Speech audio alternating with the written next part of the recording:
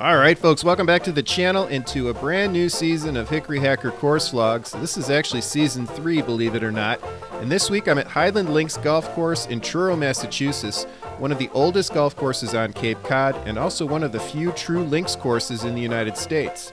This course dates back to 1892, but we're going to set the clock back 50 years earlier than that and play 1840s feathery golf here today as part of the new series I'm starting called American Featherie. Real excited to bring you that, and this is going to be the first of many feathery rounds this season. And I'm excited to announce that the sponsor for these feathery rounds is Hickory Featherie. They produce the feathery ball that I use for all of my feathery rounds. You see it there in the upper left corner. And I'll talk about that and the clubs I'm using as we go. And the great thing about feathery golf is that par did not exist in the 1840s, so we just tally up the number of strokes for each hole, and that's our score for the round. We're going to play number 1 here at Highland Links at 150 yards. Using a real sand tee here that I'll show you in a little bit. And I'm teeing off with the circa 1840s Douglas McEwen Play Club replica. This is one of the 4 clubs that Brad Corando made for me, and you'll find a link at the end of this round to another video where Brad talks more about the making of these clubs. Here's the circa 1840s Hugh Philp short spoon, 22 degrees, and probably my favorite club in the set right now. But not too far behind that is the circa 1842 Tom Morris putter, which I'm getting along with pretty well early on. That's a great way to start my first true round of feathery golf. Moving on to number 2, playing this at 250 yards, and now I've got a playing partner. This is Connor O'Rourke. Believe it or not, we actually know each other, and we were the only 2 people on the golf course this day.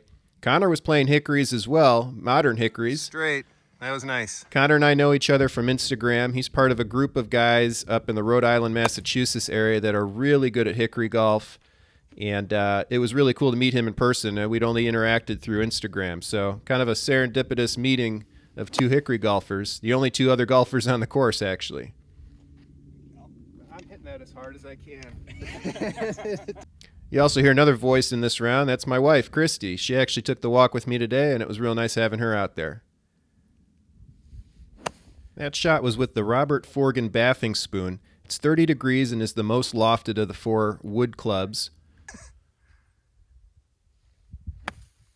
I know Connor wanted that to stop a little closer to the hole, but I thought that was a pretty good out. It's checked up pretty good for you, though.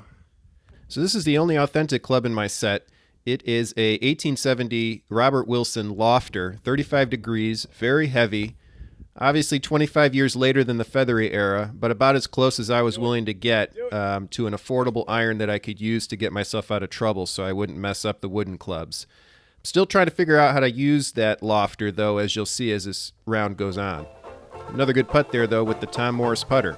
All right, number 3, 140 yards. We're going to play this from the shortest tee. This hole goes up to an elevated green.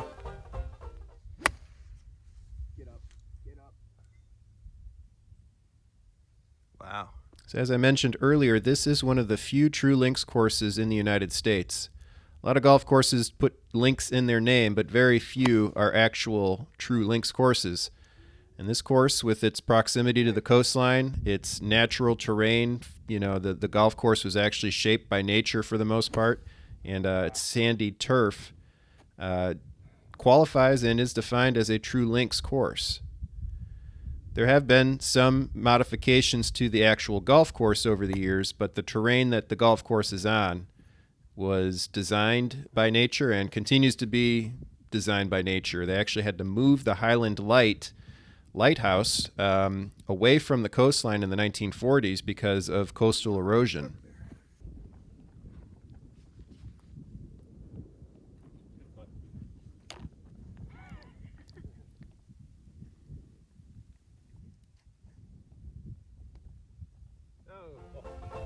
First mistake there with the Tom Morris putter.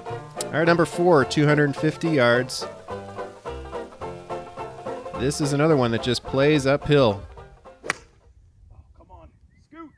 Connor had a nice drive there, but just caught the middle of the hill. Nice shot there to get him back up into the fairway. That looks pretty good. I decided to take my tee shot in a similar spot, playing this at 250 yards again.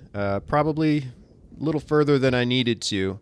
I realized after the round that I made this course longer than I needed to, but I don't know. I feel like that was a pretty good test to see how the clubs could do. I found that the McEwen Play Club was easier off the sand tee than it was off the deck.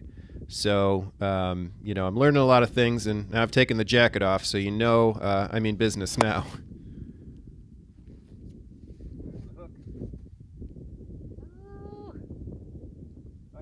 That'll get some distance. Yeah, it was a nice shot there with the short spoon. That was the Philp short spoon.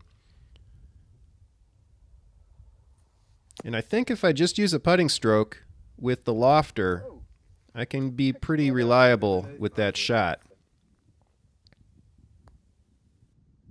It's a nice putt right off the green for Connor.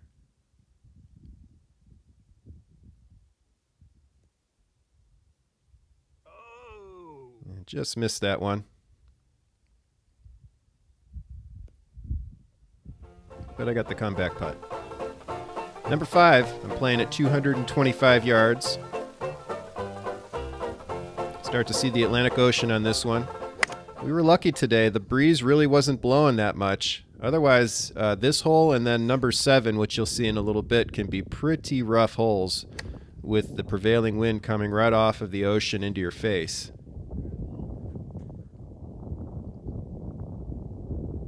Back to the McEwen Play Club here off the sand tee. And I did start to figure out that if I could keep the ball low and just put some forward roll on it, that I could get the feathery out there pretty far. Relatively far for me. 150 yards out here, and I knew it was all uphill, so gave that all I could with the short spoon. That's a pretty good spot.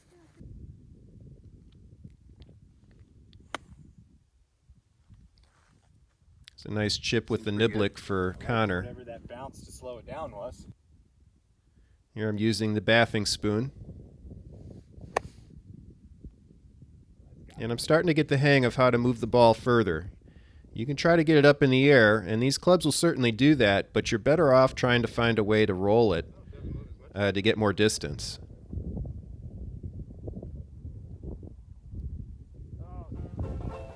So a little bit of a disappointing finish there on the green after those 3 shots to get up to it. All right, number 6, playing at 250 yards. There's the Highland Lighthouse.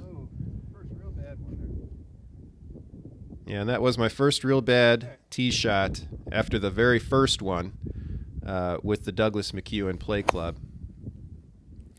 There I was using the short spoon. I kind of surprised myself that I was able to get that much club behind the ball in the rough, but that worked pretty well. And that was another nice liner that had a lot of forward roll on it. Had a good roll on that one.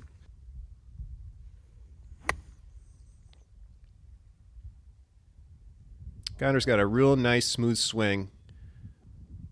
Pretty much the textbook example of what I suggest to people when they're playing with hickories. And that was a mess of a shot. So I think I tried to do too much there with the lofter. Tried to use it like a more conventional wedge, and just did not cooperate. So I went back to the bathing spoon there for that chip. Well, that's the club I should have used back there. I got a ton of roll out there. Yeah, and that was a good learning experience for me. I figured out that I could do that shot. That's probably what I should have done instead of that lofter.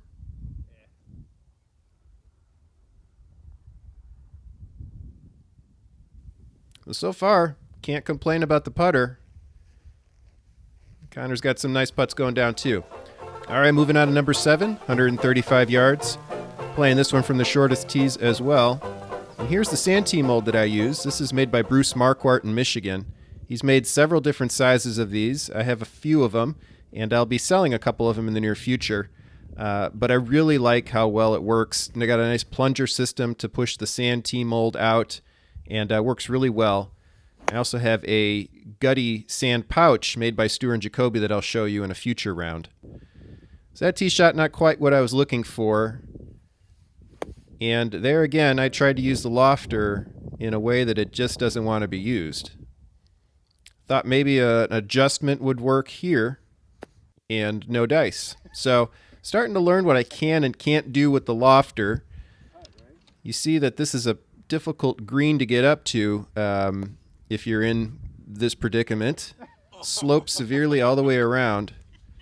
And the pin was close to the front, so I was trying to get it close, and I should have just tried to get it up in the middle of the green. Using the lofter for all of these shots. I think it's the right club. I just hadn't figured out quite yet what technique would actually propel the ball and make it stay up on the top of the green.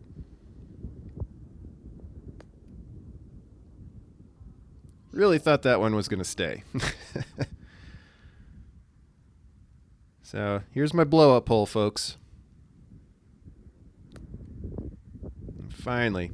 There we go. There it is.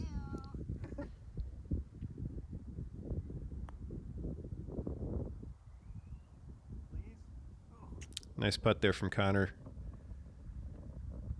So I really enjoyed this hole as much as I wanted to get off the green here. All right, number 8. Playing this at 200 yards.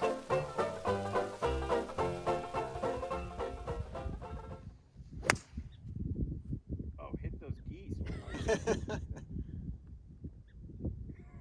They're not interested. They don't care. That was right in the middle of it. Yeah, real nice drive there from Connor.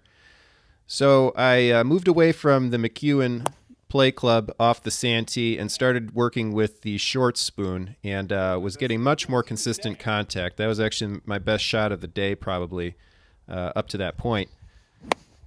There's another grounder that would have liked to have gotten up in the air, but getting pretty good roll out. You find out pretty quick that these clubs put a lot of forward roll on the feathery. And if you have fast-moving terrain, you can move these pretty well. Close enough. You notice here that we had a temporary green in front of the primary green, and that was also the case on number 9 coming up. But that actually made for a more authentic feathery experience. You had the stimp closer to what you would have had back in the 1840s, though still probably quicker. All right, number 9, short one, 85 yards. Really pretty shot off the tee to close your round here at Highland Links. And that was my best shot with the short spoon. Whoa, Nuked it. that's crazy. It's the right green. Had great contact there. I'm not going to complain that I was way past the hole. Did put me in a nice position, though, to use the putter and get this one close.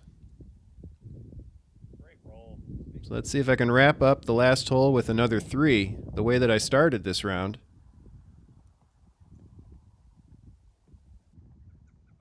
Wasn't meant to be. But It's fun playing in a time machine with you. absolutely. That was cool. It's great to meet you too. Yeah, absolutely. All right, so here's the final tally for my round at Highland Links. Ended up with a 52, not helped by that 9 on number 7. You'll notice here that I'm keeping track of a 6-hole score and 9-hole score, and that's because certain rounds I'm going to play with the featheries will be 6 holes and others will be 9, and I want to keep track of how I'm doing, how I'm progressing, and also the yardages for those 6 holes and 9 holes. So that'll wrap up my round of feathery golf here at Highland Links. Hope you enjoyed it. If you did, please like and subscribe. I'll be back next week with another video, and in the meantime, here are a couple from my archive for you to check out. Thanks again, folks. Take care, and we'll see you next time.